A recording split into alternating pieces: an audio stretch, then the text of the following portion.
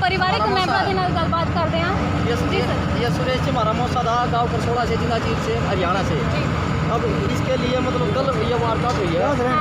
कल वारदात अब तक कुछ नहीं हुआ है, ना कोई यहाँ पर प्रशासन आया है, ना यहाँ का कोई विधायक मिले है, जो कोई नहीं आया यहाँ पर कोई पूछताछ नहीं है, काम दिया चल रहा है।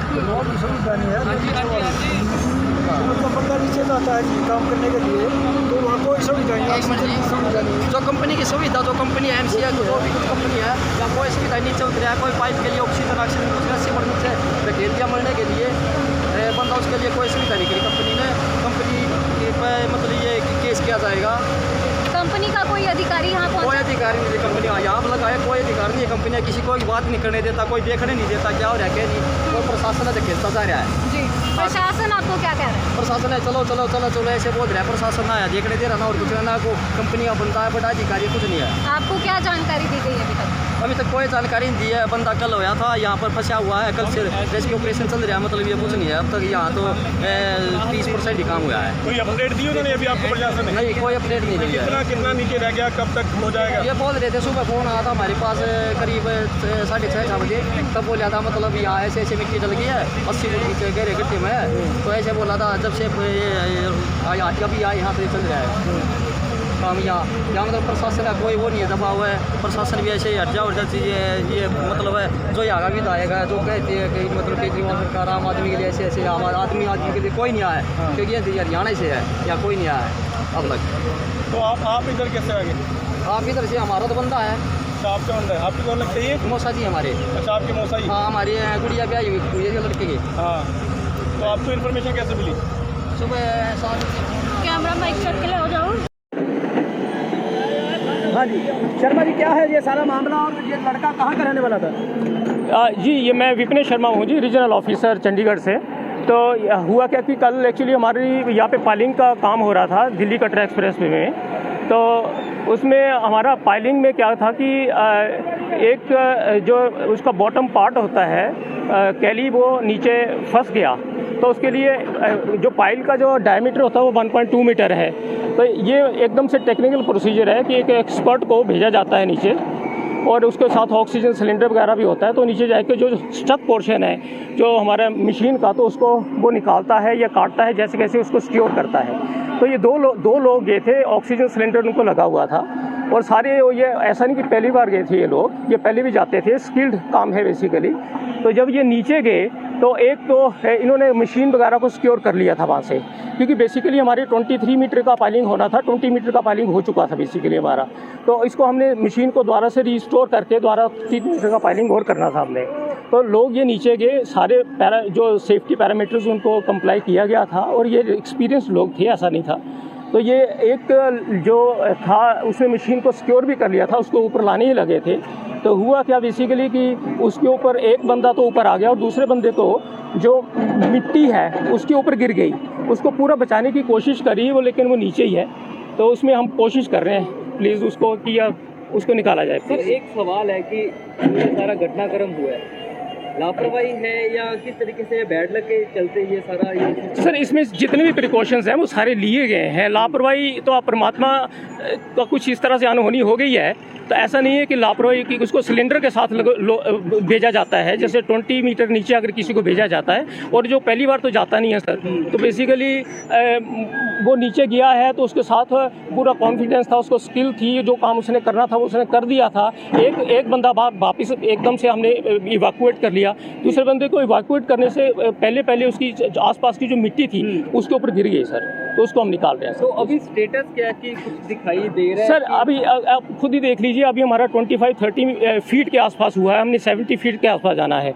अब प्रॉब्लम क्या आ रही है कि दूसरी साइड सर हमारा तालाब है, तालाब की डीवाटरिंग कर रहे हैं, तो अभी 5 पंप लगाए हैं, 5 पंप हम और लगा रहे हैं। एडमिनिस्ट्रेशन जो सरकारी अपना जितना तंत्र यहाँ पे मौजूद है, सारा तंत्र मौजूद है सर। एनडीआरएफ की टीम आई हुई है, जैसे एनडीआरएफ टीम कभी अभी फील्ड में हमें दिखाई नहीं दे रही। नहीं, एनडीआरएफ की टीम सर रात से आई हुई है। ऑपरेशन को लीड कौन कर रहा है? ऑपरेशन सर एनडीआरएफ टीम से हम जो भी, क्योंकि इन्होंने सारे काम पहले किए होते हैं, ये जैसे जैसे हम बोल रहे हैं इन्होंने जो बोला है हम सारी चीज़ों को मोबिलाइज कर रहे हैं। पहुँचने का समय कुछ सर हम कोशिश कर रहे हैं शाम तक, लेकिन हम रात का बंदोबस्त भी कर रहे हैं, माइक सिस्टम भी कर रहे हैं, लाइटों का बंदोबस्त भी कर रहे हैं, ऊपर तंबू का लगाने का भी बंदोबस्त कर रहे हैं कि हमारी सारी एफर्ट ये खराब ना हो जाए, ऐसा ना हो कि पानी यहाँ पे बरस जाए। लेकिन अभी तक बादल नहीं है, लेकिन हम सारा अरेंजमेंट करेंगे सर, हम पूरी कोशिश कर रहे हैं सर। ये दुख बड़ी न्यूज़ है।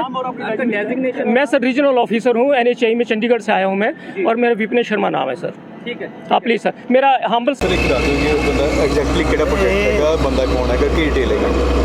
ਇਹ ਨੈਸ਼ਨਲ ਹਾਈਵੇ ਦਾ ਪ੍ਰੋਜੈਕਟ ਆ ਜਿਹੜਾ ਨਵਾਂ ਆਪਣਾ ਜੰਮੂ ਕਟਰਾ ਹਾਈਵੇ ਆ, ਤੇ ਉਹਦਾ ਨੈਸ਼ਨਲ ਹਾਈਵੇ ਨੇ ਕੰਟਰੈਕਟਰ ਆ ਜਿਹੜੀ MKC ਆ ਜਿਹੜਾ ਕੰਟਰੈਕਟਰ ਆ, ਤੇ ਇਹ 3 ਪਿੱਲਰ ਬਣੇ ਸੀ। ਚੌਥਾ ਪਿੱਲਰ ਜਿਹੜਾ ਜਦੋਂ ਬੋਰਿੰਗ ਹੋ ਰਹੀ ਸੀਗੀ, ਜਿਹੜੀ ਮਸ਼ੀਨ ਉਹਨਾਂ ਦੇ ਵਿੱਚ ਸਟਕ ਹੋ ਗਈ ਸੀ 1 ਹਫ਼ਤੇ ਤੋਂ, ਤਕਰੀਬਨ 60-70 ਫੀਟ ਤੇ तो स्टक हुई सी। ਉਹਨੂੰ ਕੱਢਣ ਵਾਸਤੇ ਜਿਹੜੇ ਐਕਸਪਰਟ ਸੀਗੇ 2 ਬੰਦੇ, ਇੱਕ ਸੁਰੇਸ਼ ਕੁਮਾਰ ਸੀਗਾ ਜਿਹੜਾ ਕਿ ਵਿੱਚ ਸਟਕ ਹੋ ਗਿਆ, ਇੱਕ ਦੂਸਰਾ ਵਾ ਉਹ ਚਲੋ ਬਚ ਗਿਆ। ਤੇ ਜਦੋਂ ਨੀਚੇ ਗਏ ਆ 60-70 ਫੀਟ ਤੇ ਇੱਕਦਮ ਜਿਹੜੀ ਆ ਮਿੱਟੀ ਆ ਉਹ ਸਾਈਡਾਂ ਤੋਂ ਪੈ ਕੇ ਇੱਕ ਜਣਾ ਤਾਂ ਸਰਵਾਈਵ ਕਰ ਗਿਆ, ਜਿਹੜਾ ਦੂਸਰਾ ਵਾ ਉਹ ਅਜੇ ਵੀ ਸਟਕ ਹੋਇਆ। सर रीज़न पता लगे कि एक जो निकल गया, दोवें क्यों नहीं निकल सकी, या फिर की रीज़न आया, या फिर किन्ने एग्जैक्टली किन्ने की डूंघाई हो सके? ਜਿਵੇਂ ਮੈਂ ਪਹਿਲਾਂ ਦੱਸਿਆ ਕਿ ਤਕਰੀਬਨ 70 ਫੀਟ ਤੇ ਸੀਗੇ, ਕਿਉਂਕਿ ਇਹ ਜਿਹੜੇ ਨੈਸ਼ਨਲ ਹਾਈਵੇ ਜਿਹੜਾ ਕੰਮ ਕਰਦਾ ਉਹ ਪਿੱਲਰ ਜਿਹੜੇ ਬਹੁਤ ਜ਼ਿਆਦਾ ਡੂੰਘੇ ਹੁੰਦੇ ਆ। ਜਿਹੜੀ ਮਸ਼ੀਨ ਆ ਉਹ ਜਦੋਂ ਬੋਰਿੰਗ ਕਰਦੀ ਆ ਨੀਚੇ, ਤੇ ਜਿਹੜੀ ਅੱਗੇ ਘੁੰਮਦੀ ਆ ਚੱਕਰੀ ਜਿਹੜੀ ਉਹ ਸਟਕ ਹੋ ਗਈ ਸੀ ਨੀਚੇ, ਤੇ ਉਹਨੂੰ ਹੀ ਮਤਲਬ ਇਹ ਬੰਦੇ ਦੋਵੇਂ ਐਕਸਪਰਟ ਸੀਗੇ ਉਸ ਕੰਮ ਦੇ, ਤੇ ਅਨਫੋਰਚੂਨੇਟਲੀ ਉਹ ਮਤਲਬ ਉੱਤੇ ਉਹਦੇ ਵਿੱਚ ਸਟਕ ਹੋ ਗਏ। ਸਾਡੇ ਜਿਹੜੇ ਆਪਣੇ ਇਹਨਾਂ ਡਿਪਾਰਟਮੈਂਟ ਦੇ ਬੰਦੇ ਹੈਗੇ, ਇਹਨਾਂ ਨੂੰ ਦੱਸਿਆ ਕਿ ਆਪਣੇ ਇੱਕ ਬੰਦਾ ਨਿਕਲਿਆ, ਦੂਜੇ ਨਿਕਲਦਾ ਕੀ ਕਾਰਨ, ਨਾ ਨਿਕਲਣ ਦਾ ਕੀ ਕਾਰਨ ਹੈ, ਕੁਛ ਆਈਡੀਆ ਨਹੀਂ ਦੱਸਿਆ ਹੋਇਆ? ਉਹ ਇੱਦਾਂ ਹੋ ਸਕਦਾ ਕਈ ਵਾਰੀ ਵੀ, ਮਤਲਬ ਜਦੋਂ ਇੱਕ ਬੰਦੇ ਨੂੰ ਤਾਂ ਜਦੋਂ ਮਿੱਟੀ ਗਿਰ ਰਹੀ ਹੋਊਗੀ ਉਹ ਜਲਦੀ ਨਿਕਲ ਗਿਆ, ਜਾਂ ਉਹਨੂੰ, ਤੇ ਦੂਸਰਾ ਜਿਹੜਾ ਉਹਦੇ ਤੇ ਜ਼ਿਆਦਾ ਮਿੱਟੀ ਪੈ ਗਈ ਸ਼ਾਇਦ ਇਸ ਕਰਕੇ। ਕਿੰਨਾ ਉੱਪਰ ਹੈਗਾ ਸਾਈਡ ਤੇ, ਉਹਦੀ ਵੀ ਕੋਈ ਪ੍ਰੋਬਲਮ ਆ ਰਹੀ ਹੈ ਕਿਸੇ ਦੀ? ਛੱਪੜ ਦਾ ਕਰਕੇ ਤੇ ਚਲੋ ਇਹ ਪਿੱਲਰ ਵੀ ਛੱਪੜ ਦਾ ਕਰਕੇ ਬਣਾ ਰਹੇ, ਕਿਉਂਕਿ ਜੇ ਜੋ ਉੱਪਰੋਂ ਦੀ ਹਾਈਵੇ ਬਣਨਾ ਹੈਗਾ, ਤੇ ਜੇ ਨਹੀਂ ਜ਼ਿਆਦਾ ਡੂੰਘਾਈ ਤੇ ਜਾਣਗੇ ਤਾਂ ਫਿਰ ਤਾਂ ਕੱਲ੍ਹ ਨੂੰ ਕੁਝ ਵੀ ਹਾਦਸਾ, ਇਸ ਕਰਕੇ ਸੇਫਟੀ ਦਾ ਕਰਕੇ ਇੰਨਾ ਡੀਪ ਮਤਲਬ ਇਹ ਪਿੱਲਰ ਕਰ। ਕਿੰਨਾ ਕੁ ਸਮਾਂ ਹੋ ਚੁੱਕਿਆ ਹੈ, ਕਿਤੇ ਕਿੰਨਾ ਮਸ਼ੀਨ ਲੱਗੀ ਹੈਗੀ, ਤੇ ਕਿੰਨਾ ਕੁ ਸਮਾਂ ਹੋਰ ਲੱਗੇਗਾ? ਕੱਲ੍ਹ ਤਕਰੀਬਨ 7 ਵਜੇ ਦੇ ਰੈਸਕਿਊ ਆਪਰੇਸ਼ਨ ਜਾਰੀ ਹੈ ਜੀ। ਕੱਲ੍ਹ ਆਪ ਸ਼ਾਮ ਹੀ ਲੱਗੇ ਦੇ ਸੀਗੇ ਕਿ ਡਿਪਾਰਟਮੈਂਟ ਨੂੰ, ਆਪਣੇ ਐਡਮਿਨਿਸਟ੍ਰੇਸ਼ਨ ਨੂੰ ਇਨਫੋਰਮੇਸ਼ਨ ਦੇ ਦਿੱਤੀ ਗਈ? ਐਡਮਿਨਿਸਟ੍ਰੇਸ਼ਨ ਨੂੰ ਵੀ ਇਮੀਡੀਏਟਲੀ ਇਨਫੋਰਮੇਸ਼ਨ ਮਿਲ ਗਈ ਸੀਗੀ, ਤੇ ਸਾਡੇ SDM ਸਾਹਿਬ, ਬਾਕੀ ਵੀ ਸਾਰਾ ਜਿਹੜਾ ਪ੍ਰਸ਼ਾਸਨ ਕੱਲ੍ਹ ਸ਼ਾਮ ਤੋਂ ਹੀ ਇੱਥੇ ਮੌਜੂਦ ਹੈਗਾ, ਤੇ ਅੱਜ ਸ਼ਾਮ ਤੱਕ ਉਮੀਦ ਹੈ ਕਿ ਅੱਜ ਸ਼ਾਮ ਤੱਕ ਹੋ ਜਾਊਗਾ, ਕਿਉਂਕਿ ਇੱਕ ਸਾਈਡ ਤੇ ਛੱਪੜ ਹੋਣ ਦਾ ਕਰਕੇ ਜਿਹੜਾ ਉਹ ਐਕਸੈਸ ਜਿਹੜਾ ਥੋੜਾ ਮੁਸ਼ਕਿਲ ਲੱਗ ਰਿਹਾ। ਜਿਹੜੀ ਦੂਜੀ ਸਾਈਡ ਤੇ ਪਿੱਲਰ ਆ ਤੁਸੀਂ ਦੇਖ ਰਹੇ, ਪਿੱਲਰ ਵੀ ਜਿਹੜੇ ਆ ਉਹ ਵੀ ਰੁਕਾਵਟ ਬੰਦੇ ਆ ਉਹ ਪਿੱਲਰ ਕਾਫੀ ਡੂੰਘੇ ਆ, ਮਤਲਬ 70-80 ਫੀਟ ਤੱਕ। ਜਿੱਦਾਂ ਹੁਣ ਛੱਪੜ ਦੇ ਬੰਨ ਨੂੰ ਵੀ ਪੱਕਿਆ ਕੀਤਾ ਜਾ ਰਿਹਾ, ਛੱਪੜ ਪਾਣੀ ਵੀ ਬਾਹਰ ਕੱਢਿਆ ਜਾ ਰਿਹਾ। ਜਿਹੜਾ ਛੱਪੜ ਆ ਉਹਦੇ ਵਿੱਚੋਂ ਆਪਾਂ 3 ਥਾਵਾਂ ਤੇ ਜਿਹੜੇ ਡਰੇਨ ਆਊਟ ਕਰ ਰਹੇ ਪੰਪ ਲਾਏ ਹੋਏ ਆ, ਤੇ ਛੱਪੜ ਵਾਲੀ ਸਾਈਡ ਨੂੰ ਹੁਣ ਅਸੀਂ ਮਿੱਟੀ ਲਾ ਰਹੇ ਆ। ਮਿੱਟੀ ਉਧਰ ਨੂੰ ਸ਼ਿਫਟ ਕਰਕੇ ਤਾਂ ਕਿ ਸਾਨੂੰ ਵਾਈਟਰ ਮਿਲ ਜਾਵੇ, ਤੇ ਡੂੰਘਾਈ ਤੇ ਜਾ ਕੇ ਆਪਾਂ ਜਿਹੜਾ 70, ਕਿਉਂਕਿ ਜੇ ਮਸ਼ੀਨ ਪਹਿਲਾਂ ਅੱਗੇ ਨੀਚੇ ਗਈ ਸੀਗੀ, ਜਦੋਂ ਨੀਚੇ ਗਈ ਸੀ ਉਹ ਫਿਰ ਮਸ਼ੀਨ ਵਾਲੇ ਨੂੰ ਵੀ ਖਤਰਾ ਕਿ ਜੇ ਉਹ ਮਸ਼ੀਨ ਅੰਦਰ ਜਾਂਦੀ ਸਾਈਡਾਂ ਤੋਂ ਮਿੱਟੀ ਜਿਹੜੀ ਆ ਉਹ ਮਸ਼ੀਨ ਵਾਲੇ ਨੂੰ ਵੀ ਖਤਰਾ ਹੋ ਸਕਦਾ। ਕੋਈ ਸੰਪਰਕ ਹੋ ਪਾਇਆ ਸੁਰੇਸ਼ ਨਾਲ ਉਹਦੇ ਵਿੱਚ? ਅਜੇ ਤੱਕ ਕੋਈ ਇਦਾਂ ਦਾ ਸੰਪਰਕ, ਕਿਉਂਕਿ ਮਿੱਟੀ ਕਾਫੀ ਜ਼ਿਆਦਾ ਮਿੱਟੀ ਦੇ ਵਿੱਚ ਹੋ ਗਿਆ, ਤੇ ਇਸ ਕਰਕੇ ਸੰਪਰਕ।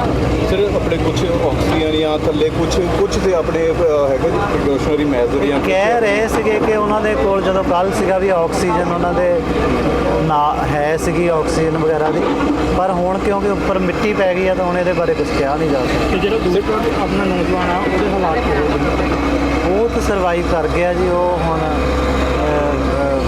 ਕਿਤੇ ਸਾਈਟ ਤੇ ਆਪਣਾ ਟ੍ਰੀਟਮੈਂਟ ਵਗੈਰਾ ਲੈ ਰਿਹਾ। ਸਰ ਓਵਰਆਲ ਅਗਰ ਮਸ਼ੀਨ ਦੀ ਗੱਲ ਕਰੀਏ ਉਹ ਐਡਮਿਨਿਸਟ੍ਰੇਸ਼ਨ ਦੀ ਵੀ ਨਾਲ ਲੱਗੀ ਕਿ ਕਿਉਂਕਿ ਇਹਨਾਂ ਦਾ ਪ੍ਰੋਜੈਕਟ ਹੈ ਤੁਸੀਂ ਨਾਲ ਸਪੋਰਟ ਕਰ ਰਹੇ ਹੋ, ਕਿਵੇਂ ਮਿਸ਼ਨ? ਦੇਖੋ ਅਸੀਂ NDRF ਦੇ ਵੀ ਨਾਲ ਲੈ ਲਏ ਹੈਗੇ ਆ, NDRF ਹਾਲੇ ਤੱਕ ਮਤਲਬ ਕਿ NDRF ਵੀ ਆਏ ਹੋਏ ਆ, ਤੇ ਨੈਸ਼ਨਲ ਇਹਦੇ ਵਿੱਚ ਇਦਾਂ ਹੈਗਾ ਵੀ ਜਾਂ ਤਾਂ ਕੋਈ ਬਿਲਡਿੰਗ ਹੋਵੇ ਨਾ ਵੀ ਜਿਹਦੇ ਵਿੱਚ ਆਪਾਂ ਜਾਂ ਫਲੱਡ ਵਗੈਰਾ ਦਾ ਹੈਗਾ, ਉਹ ਉੱਦਾਂ ਆਪਣੀ ਟੈਕਨੀਕਲ ਐਡਵਾਈਸ ਦੇ ਰਹੇ ਆ, ਕਿਉਂਕਿ ਸਿੰਪਲ ਚੀਜ਼ ਆ ਵੀ ਬੰਦਾ ਮਿੱਟੀ ਦੇ ਵਿੱਚ ਜਿਹੜਾ ਇੰਨੇ ਨੀਚੇ ਦੱਬ ਗਿਆ ਹੈਗਾ ਤਾਂ ਉਹ ਤਾਂ ਮਿੱਟੀ ਆਪਾਂ ਸਾਈਡ ਤੋਂ ਕਰਾਂਗੇ ਤਾਂ ਹੀ ਹੋ ਸਕਦੀ ਆ। ਤੇ ਨੈਸ਼ਨਲ ਹਾਈਵੇ ਦੇ ਕੋਲ ਵੀ ਕਾਫੀ ਮਸ਼ੀਨਰੀ ਹੈਗੀ ਆ, ਤੇ ਮਸ਼ੀਨਰੀ ਜ਼ਿਆਦਾ ਮਤਲਬ ਇੰਨੀ ਸਰ ਸਫੀਸ਼ੀਐਂਟ। ਮੈਡੀਕਲ ਟੀਮ ਨਾਲ ਵੀ ਤੁਹਾਡੀ ਗੱਲ ਹੋਈ, ਤੁਹਾਨੂੰ ਲੱਗਦਾ ਕਿ ਇਹ ਜਿੰਨਾ ਟਾਈਮ ਹੋ ਚੁੱਕਿਆ ਕਿਤੇ ਸਰਵਾਈਵ ਦੇ ਕੋਈ ਚਾਂਸ ਲੱਗ ਰਹੇ ਆ ਜੀ? ਅਸੀਂ ਤਾਂ ਆਪਣੇ ਵੱਲੋਂ ਉਮੀਦ ਹਰ ਕੋਈ ਰੱਖਣੀ ਚਾਹੀਦੀ, ਕਿਉਂਕਿ ਕਈ ਵਾਰੀ ਜਿਹੜੇ ਭੁਚਾਲ ਵਗੈਰਾ ਜਾਂ ਬਾਕੀ ਥਾਵਾਂ ਤੇ ਵੀ ਜਿਹੜੇ ਲੋਕੀ ਦੱਬੇ ਜਾਂਦੇ ਆ, ਕਈ ਵਾਰੀ ਮਤਲਬ ਇਦਾਂ ਦੀ ਉਮੀਦ ਤੇ ਰੱਖਣੀ ਚਾਹੀਦੀ ਹੈ। ਬਾਕੀ ਇਹਦੇ ਬਾਰੇ ਤੇ ਜੋ ਪਰਮਾਤਮਾ ਨੇ ਮਤਲਬ ਹੈਗਾ ਉਹ ਉਦੋਂ ਉੱਪਰ ਤਾਂ ਕੁਝ ਕਹਿ ਨਹੀਂ ਸਕਦੇ। ਠੀਕ ਹੈ।